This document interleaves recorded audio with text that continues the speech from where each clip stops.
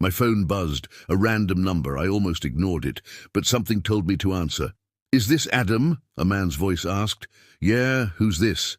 "You don't know me, but I think you should know what your wife is really doing on her girls' trip." My heart stopped. The guy introduced himself as Mark. He said he was dating a woman named Jessica, one of my wife's so-called friends on the trip. He told me they had shared locations, and Jessica was nowhere near the beach resort my wife had told me she was staying at. Instead, she was at some cabin with my wife and 2 other guys. I checked the location Mark sent me.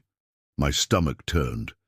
It was hours away from where she said she'd be. I called my wife. No answer. I tried again. Straight to voicemail. That's when I made a decision. I was going there myself. I packed a bag, got in my car, and drove all night. By the time I reached the cabin, the sun was just rising. There were 2 cars parked outside. I recognized one. It belonged to a guy my wife worked with, Jason. My hands were shaking as I knocked on the door. No answer. I knocked harder. Then the door opened. My wife stood there in an oversized t-shirt, messy hair, and a look of pure shock.